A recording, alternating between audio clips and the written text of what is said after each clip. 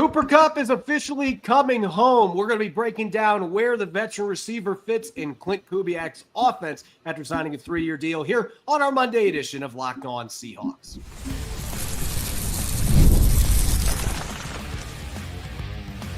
You are Locked On Seahawks, your daily Seattle Seahawks podcast, part of the Locked On Podcast Network, your team every day. Greetings, 12. This is Corbin Smith, host of the Locked On Seahawks podcast, your daily Seahawks podcast, part of the Locked On Podcast Network, your team every day. Glad to be joined here on our Monday episode by my co-host in crime, Rob Rang, and a special thanks to all the 12s who are listening in, whether you're down in Kirtland, New Mexico, or Portland, Texas. We greatly appreciate each and every one of you for making Locked On Seahawks your first listen 5 days a week. About 15 minutes after our show wrapped up on Friday, the Seahawks and Cooper Kupp agreed to terms on a 3-year deal. We're going to be taking a deep dive into what the veteran receiver can provide Klint Kubiak and the Seahawks offense at this stage of his career. And then we're going to be talking offensive linemen. The Seahawks are sniffing around a couple of the remaining veterans, had 2 of them in for visits today. We're going to be diving into those players and a third one who could now be on the radar as he hits the market as early potentially as tomorrow morning. Plus, top remaining needs after 1 week of free agency. It's a jam-packed episode brought your way by FanDuel. Right now, new customers can get $200 in bonus bets when your first $5 bet wins. Now for your lead story here on our Monday edition of Locked On Seahawks. Eastern Washington's favorite son is coming home. Cooper Kupp signing a 3-year, $45 million contract to join the Seattle Seahawks after being a Seahawk killer for years, wearing a Rams uniform. He now gets to play for the team that he grew up rooting for. And Rob, this is obviously for sentimental reasons going to be something that excites fans. There's plenty of fans out there that have been skeptical about what they're going to get for their money with Cooper Kupp because of the injuries he's had the last couple of years. But this is the first chance that we've had an opportunity to talk about this signing now that it's official and Cooper Kupp is coming to the Seattle Seahawks. It's funny because everybody's talking about how washed up Cooper Kupp is, but you look at last year, 710 receiving yards and 6 touchdowns in 12 games. If he would have played all 17 games, it's a 1,000-yard season with 94 receptions and almost 10 touchdowns. So the injuries have really been the issue. When he has played, he has been still a very effective receiver. And this feels like an offense that can really maximize his strengths because we've seen Klint Kubiak in the past take receivers whose games are not predicated on speed and explosiveness and find ways to make them very effective pass catchers in his offense. He's 31. It feels like there's still a lot there. And the physical must have checked out because if it didn't, I don't think John Schneider and company would have made this move. And so it's certainly, you can make an argument, and maybe it's the most interesting move the Seahawks have made this entire offseason, even over Sam Darnold, because you're talking about a former all-pro receiver that had the triple crown in 2021, and obviously a Washington native, and that creates a lot of buzz by itself. But this is a highly decorated player that feels like he still has a lot to give in the NFL, and feels like this might be the situation where he can maximize what's left in his career. Yeah, it is a fascinating homecoming.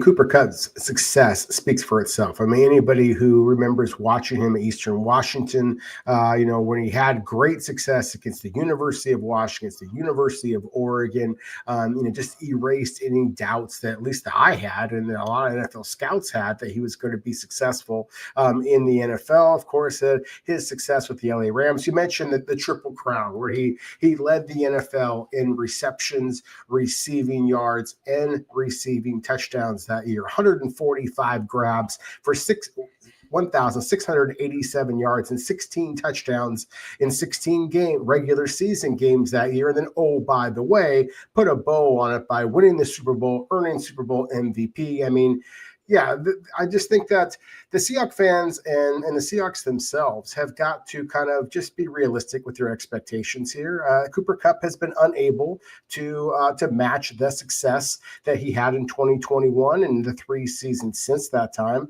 But at the same time, even Cooper Kupp at his worst is still a huge upgrade than what the Seahawks currently had. Now, is he going to be DK Metcalf?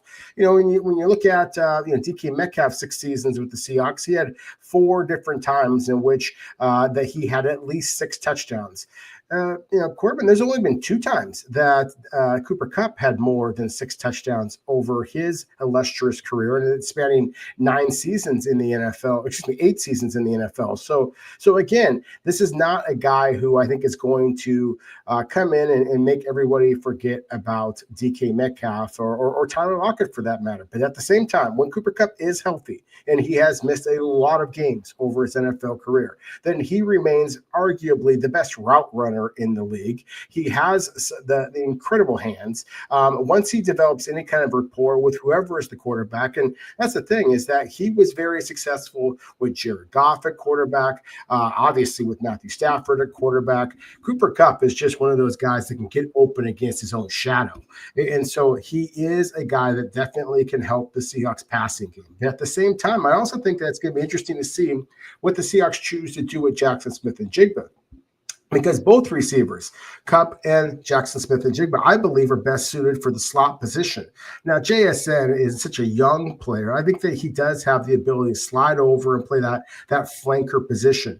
I don't think that he's truly a split end kind of a guy that can be up on the line of scrimmage. I think that that's going to be an area of concern still for the Seahawks. But I do think that, as you mentioned, Klint Kubiak has had success in kind of resurrecting the careers of some players, at the wide receiver position. Cooper Kupp doesn't need his career resurrected, but I do think that there is still some gas left in the tank, so to speak, with Cooper Kupp. I do like his fit in this offense. And so if the Seahawks are able to get 10, 12 really healthy games from Cooper Kupp, I think that he can challenge for that, another 1,000 yards and really help this offense get back on to being the productive system that it needs to complement a defense. I think it's going to be one of the NFL's best, and that is the recipe I think that Mike McDonald and John Schneider are looking for to get the Seahawks back into the postseason conversation.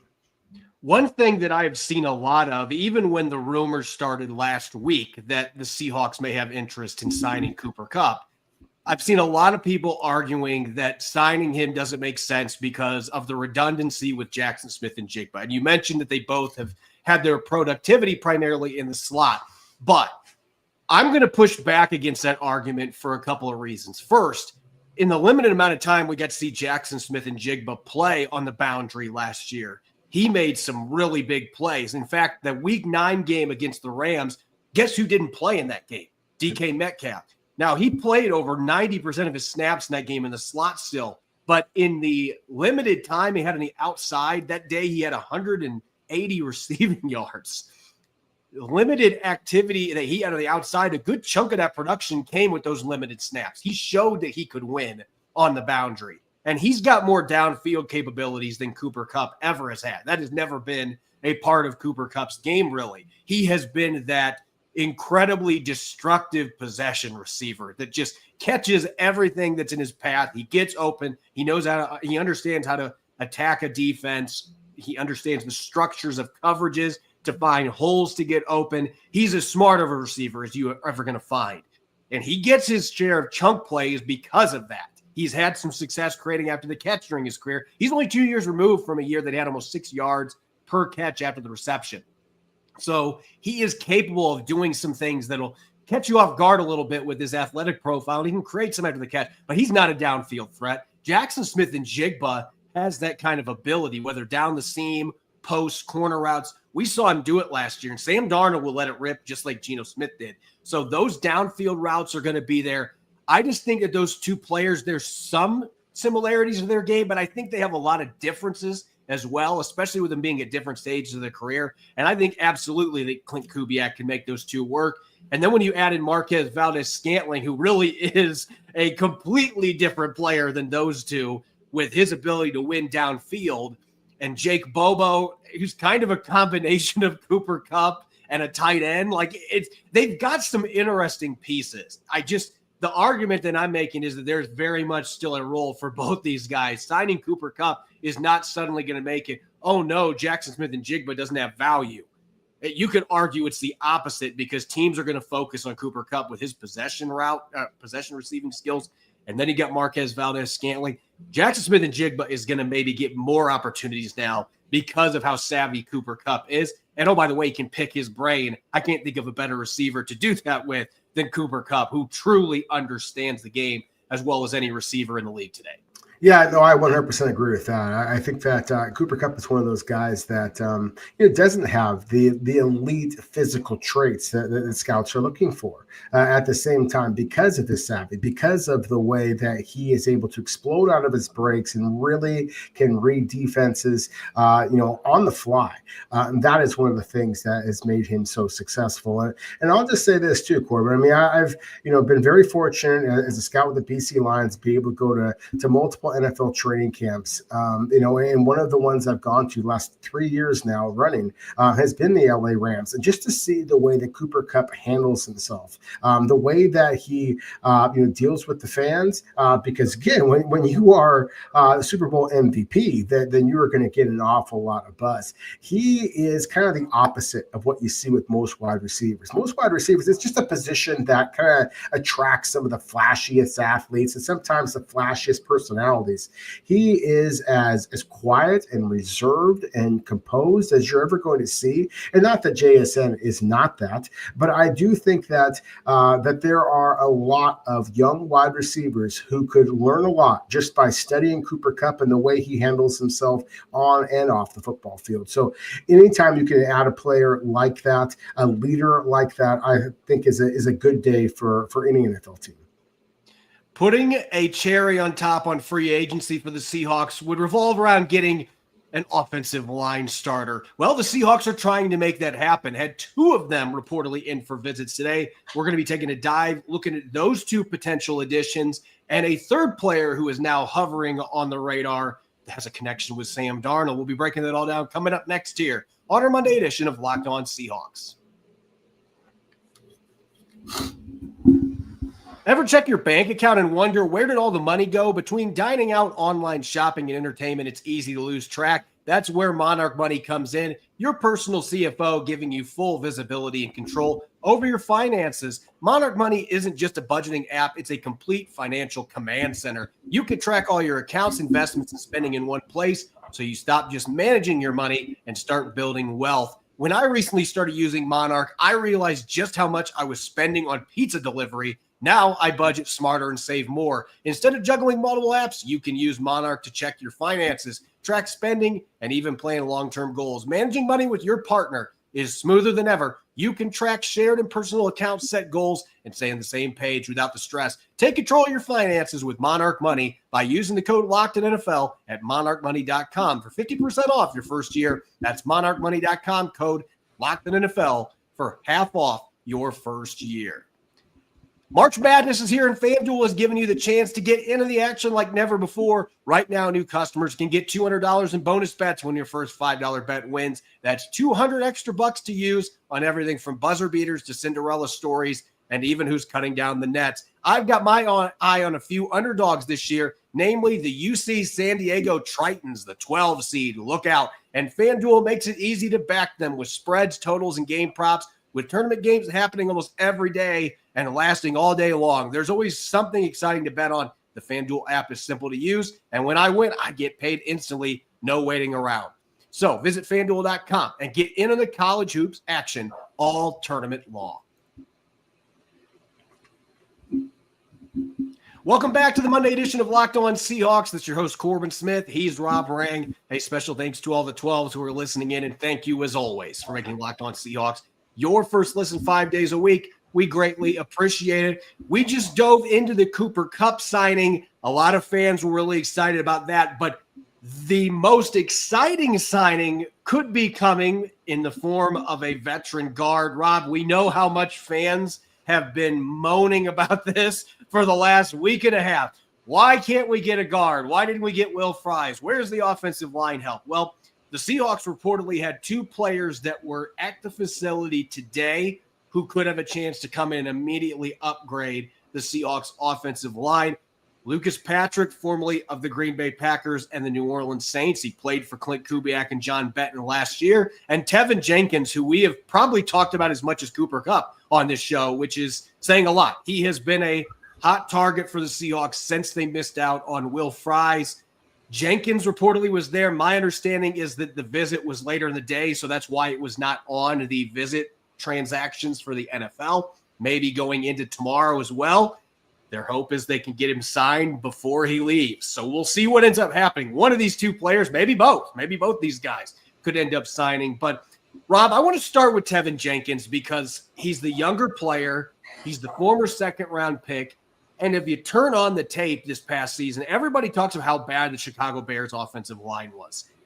There's truth to that, but they had a bunch of injuries. And when Tevin Jenkins was healthy last season, he was a very effective run blocker, and he only gave up 17 pressures in pass protection, 4 sacks, but some of that's because of who was playing quarterback. Caleb Williams, like Russell Wilson, holds on to the ball a long time, and that leads to sacks. But there's a lot to like about this kid, and he's still just 27 years old. The issue has been durability, which that can work in your favor in a case like this because the Seahawks can make it more of an incentive-laden deal based on snaps. If you can get a full season from this kid, it still feels like there is a ceiling to be a top 10 guard in the league. There are flashes of that on film.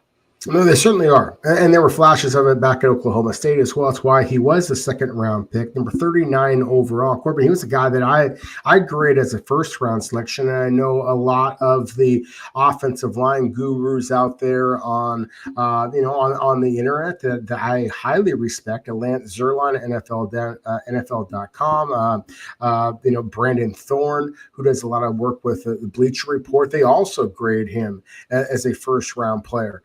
When you look at Tevin Jenkins, I mean, he is the physical prototype. I mean, my goodness, he's 6'6". He's 317 pounds. He's got 33.5-inch arms. He goes to the combine, his pro day, runs a 5.01 second 40-yard dash. That is lightning for a guard, and it's damn good for a tackle, which is where he began his career with the Bears, is at the left tackle position. He since has played both right guard as well as left guard. That's where he played primarily this past season. Of course, left guard being the position of biggest concern, at least for me, and I think for a lot of Seahawks fans out there. And then I mentioned the 33.5-inch arms. He also had 36 repetitions of 225 pounds. So this is a very fast, very powerful man. He looks like he should be, as you said, a top 10 guard.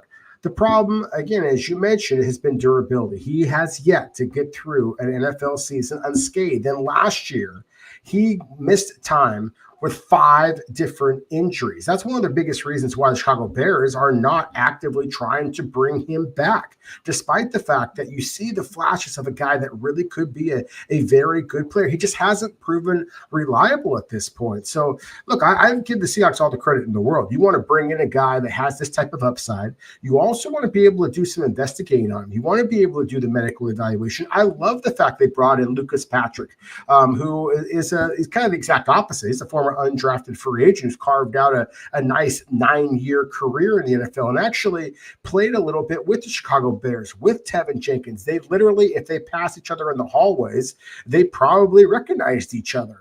I think that is exactly the type of, try to trigger Tevin Jenkins a little bit, anger him a little bit, and see if he does have the football character to be able to come in and compete. Is it going to be a 1 or 2 year kind of a prove it deal? That to me is what you can do with Tevin Jenkins and hopefully get him at his absolute best. But I also think that the Seahawks have to be safe here. If you throw a whole bunch of money to a guy who's been as injury prone and frankly as soft at times as Tevin Jenkins has been, then you're setting yourself up for failure. There is a reason that a young player as gifted as Tevin Jenkins is still available here. I think that signing either one of these players would be a big move for the Seahawks, would help solidify their offensive line. But there's a reason why both these men are available at this quote-unquote late point in free agency, just a week after it actually began. Yeah, and as you said, it's different stages of careers. I mean, Lucas Patrick is 31 going on 32. He's had plenty of starts in the NFL. He's been a solid starter. Didn't give up a sack last year starting at guard and center for the Saints. So there's a lot to like about him as kind of a stopgap kind of player. But I know that a lot of fans out there are wanting a free agent signing that isn't that. They want a player that can come in and be a long-term starter. Tevin Jenkins is the one of these two that has the ability to do that. But again, and I'm sure John Schneider is going to be negotiating this with Tevin Jenkins. They're not going to be giving him a deal with a bunch of guaranteed money in it, but we will pay you like a top-tier guard in incentives if you can meet those incentives. Put the carrot out in front and see if you can get this kid to go chase it, because I think that the talent is definitely there. And I like the scheme fit because we've talked about the athleticism. The guy was a tackle, and he was a really athletic tackle. You move him inside to guard. He is an elite athlete for the guard position with the explosiveness, the quickness that he has. And he's a powerful guy on top of it. All the physical tools are there. There just hasn't been enough consistency, and the injuries have been the biggest issue. So I've been saying all along, I think he's absolutely worth the gamble as long as it's not a ton of guaranteed money and you make this kid earn his salary. I think if you do that you can have a really nice starter still at left guard or right guard, because he's played both those positions. And Lucas Patrick is a guy that I could see him signing that isn't even a starter necessarily. You bring him in to compete with the young players and maybe a rookie coming in. And if he ends up winning a job, cool. If not, he can be a mentor presence that has worked with John Benton before.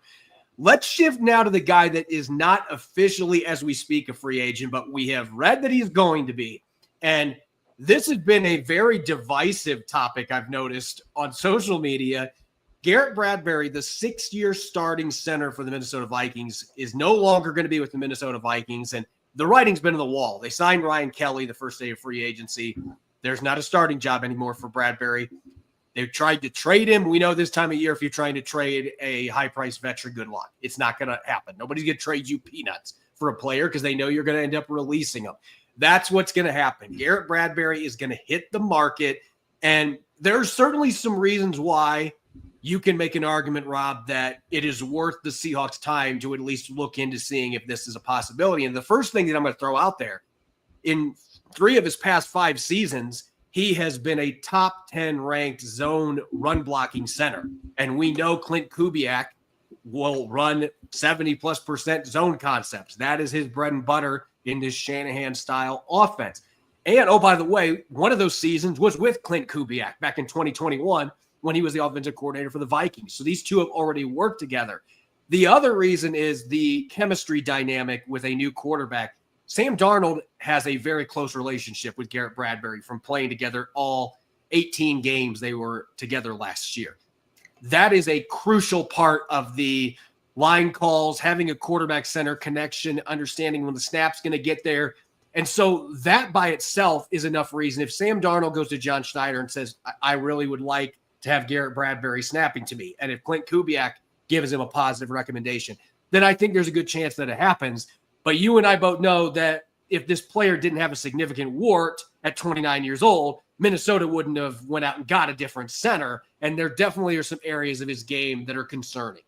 Yeah, there are. I mean, Garrett Bradbury is a guy who has always kind of been reliant on his athletic ability and his intelligence. He's not the most powerful guy. He can get pushed back into the pocket. That is something that we saw get exposed, frankly, at times this past season, especially because Sam Darnold, as good as he was for Minnesota this past year, he is not the most fleet of foot quarterback. And you think back to some of the other quarterbacks that Minnesota has had.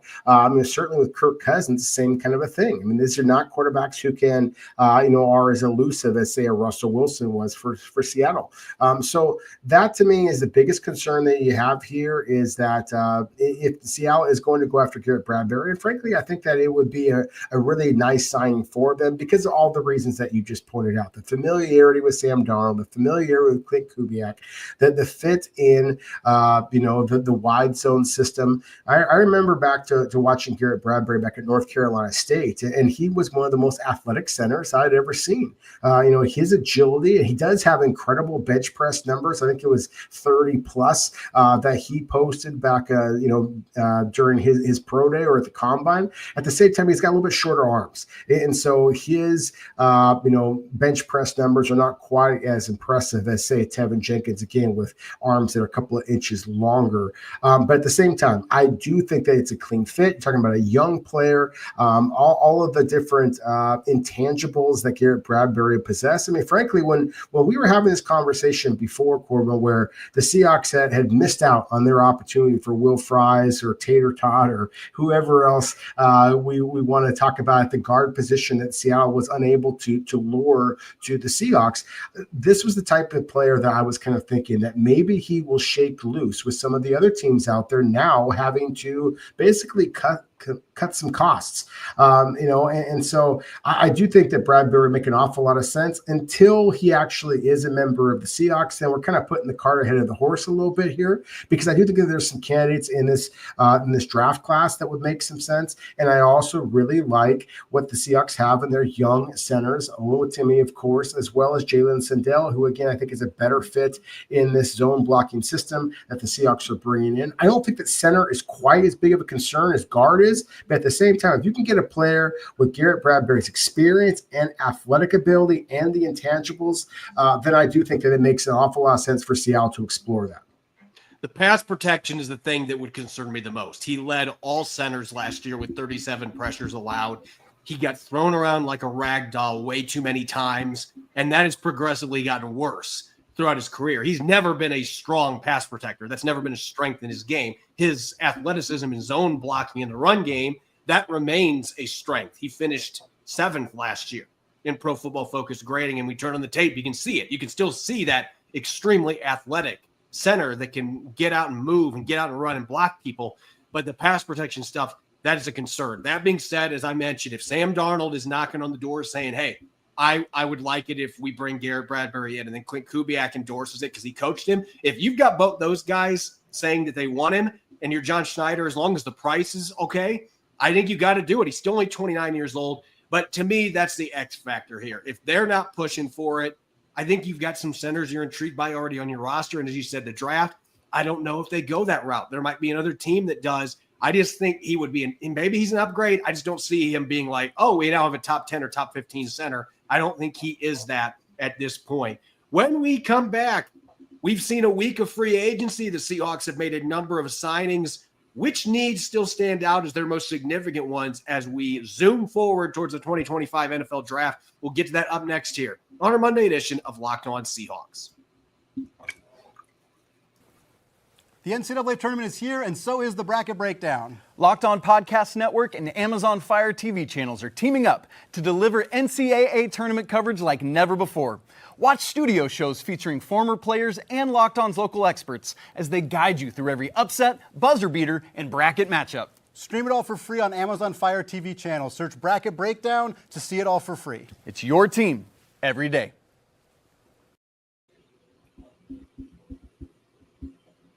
Welcome back to the Monday edition of Locked On Seahawks. I'm your host, Corbin Smith. Glad to be joined, as always, by my co-host in crime, Rob Rang. And a special thanks to each and every one of the 12s tuning in out there. Thank you, as always, for making Locked On Seahawks your first listen 5 days a week. We greatly appreciate it.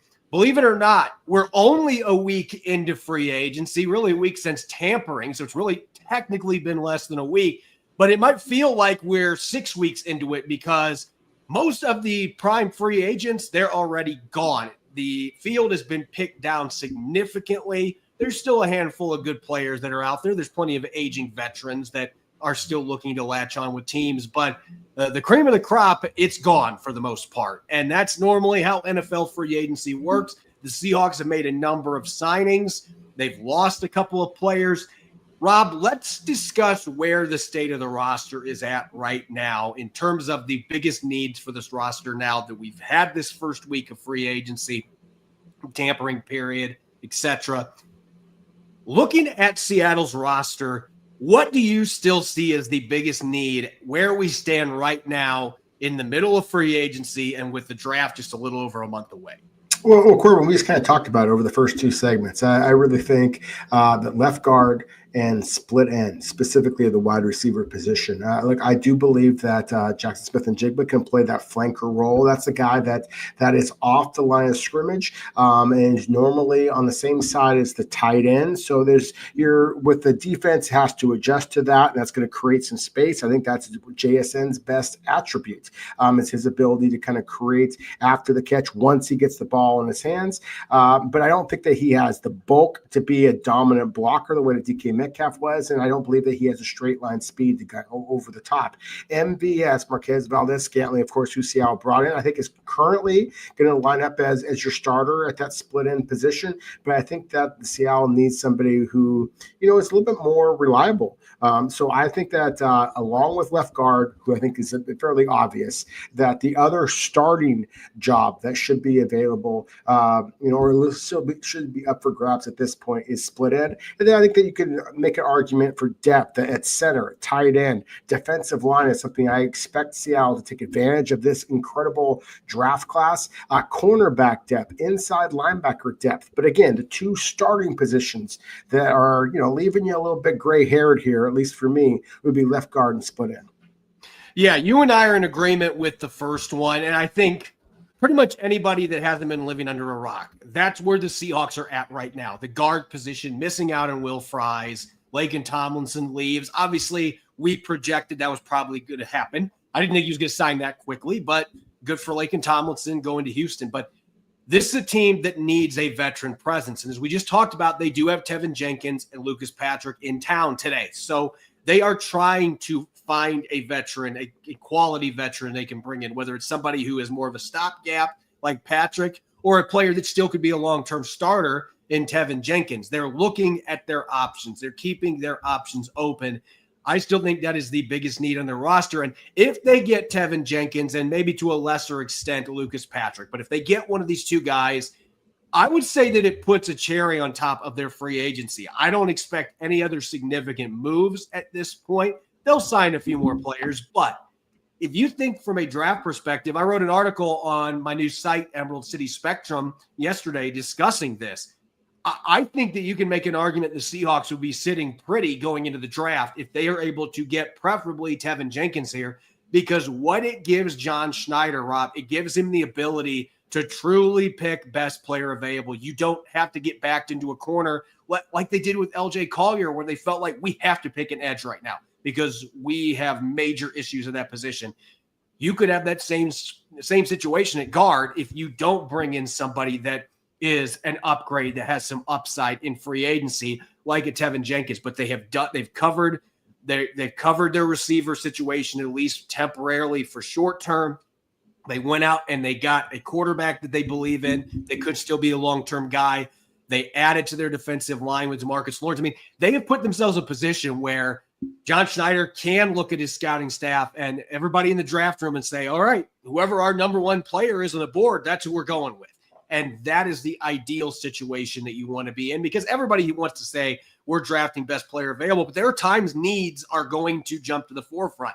That's the way the business works. When you don't have to worry about that, that is when you are able to really excel in the draft. So I think that's what John Schneider wants. But as far as I'm concerned, guard and center are both at the top of the list.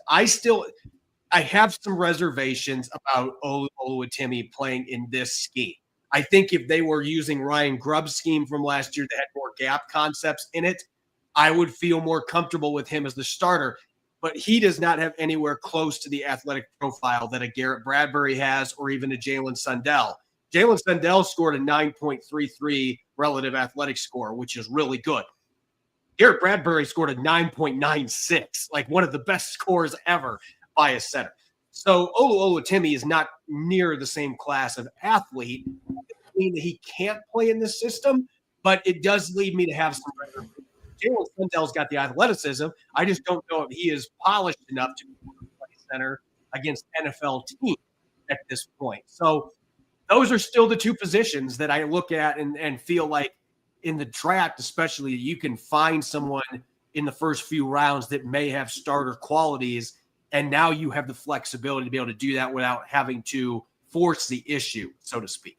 Yeah, no, I 100% agree with you as far as those are still huge positions of concern for the Seahawks. I will say this with Oluwatimi, yes, if you were going to kind of draw up a center that might fit the wide zone blocking scheme, then you'd rather have a guy who's a little bit quicker off the ball. But Oluwatimi is a very instinctive player. And so, I mean, just look at like Lucas Patrick for a moment as a comparison. If we were going to take that RAS score score, that relative athletic score, and compare him. This is a 9-year veteran who has been very effective, whether it be at center or either of the guard spots. He ran a 5.2 940 when he came out of Duke. And yet again, he has been in the league for almost a decade at this point. So I think that sometimes we can get a little bit too caught up in some of the testing numbers. And hey, I'm saying that while I'm in a hotel room doing pro days at Oregon State and Oregon. That's exactly what I do, is look at these kind of numbers. But I'll say this, if there is something to be said for instinctive physical football players, Oluwatimi can do that. I believe again that the Seahawks have a couple of different interior offensive linemen who maybe are not terrific schematic fits on paper, but are good physical football players. And I'll just say this: year in and year out, Corbin, I have seen the Seahawks basically just kind of say, okay, we're just going to let this offensive lineman go, and then they leave, and then they wind up becoming quality starters elsewhere, whether it be a Mark Glowinski, whether it be a Jermaine Ifedi, whether it be an Ethan Posick. Those were guys that were basically fans thought were terrible, and then they've gone elsewhere and become quality starters in the NFL, and that might surprise some people. So again, I think that sometimes you have to just kind of work with the talent that you have. Look, I would love to see a Garrett Bradbury, or again, one of these centers in this draft class, or one of the guards in this draft class. I do think that there are opportunities to have upgrade, but I also think that sometimes the smarter move is just to allow an offensive line coach like John Benton, a run game coordinator with the experience of a Rick Dennison, to just allow them to do what they do, and that is to coach players up. So again, I'm excited to see the decisions that the Seahawks make, but I don't think that this is as pressing of a concern for both center and guard. I think one of them would be a significant improvement just by themselves. Yeah, and as far as other positions of need for me, I've still got receiver at number 3 because you signed 2 older receivers. At some point, you have got to bring in an infusion of young talent. And there are some opportunities, even though this is not the best receiver class, there's not as much top-tier talent as we've seen in recent years. There's still chances as early as pick 18 to get a game changer that you can plug into your offense, that Klint Kubiak can build his passing attack around with Jackson Smith and Jigba, and you now have Cooper Kupp, Marquez Valdez-Scantling. And I've got 2 positions on defense. This could surprise people, but I've got edge outside linebacker at number 4, even after signing DeMarcus Lawrence. And this is why. When I look from a draft perspective, I'm always looking at the next 2 or 3 years. Boye Mafe is a free agent next year. Uchenna Nwosu, who knows if he's going to be back after this year, has got a massive cap hit. And Derek Hall's got 1 year left in his deal after this. There are long-term concerns at that position. And DeMarcus Lawrence could be a 1-year guy at his age. We have to see how that plays out. My point is that is not a position in terms of beyond 2025 that the Seahawks have a lot to offer in terms of players under contract. You've got age concerns, and this is a very good draft class at edge outside linebacker. As early as pick 18, there could be some options that could make sense to plug in with the players they have right now, and then that boosts your depth and your talent for 2026 and beyond. And cornerback is still a spot. Look, we don't know if Reek Woolen is going to get re-signed. We don't know if there's going to be a new deal there. Devin Witherspoon and Nehemiah Pritchard are the only 2 corners in their contract beyond this year. Josh Jobe, they're hoping the lightning in a bottle strikes again on a 1-year deal this year. They have question marks at that cornerback spot, both long-term with starters and right now with depth. And so I think that is absolutely a position that the Seahawks need to attack as well. As always, you can follow me on X and Blue Sky at Corbin Smith NFL. You can follow Rob at Rob Rang. Make sure to subscribe to Locked On Seahawks on YouTube or wherever you get your podcast, or we will fine you $1 million. Anyway, make sure that you listen in tomorrow for our Tuesday episode. We'll have the latest on free agency, and we're going to get back to our normal schedule. We've got a Tuesday mailbag coming your way. Make sure to send in your questions to us on social media. Thanks for listening in, and enjoy the rest of your Monday. Go Hawks.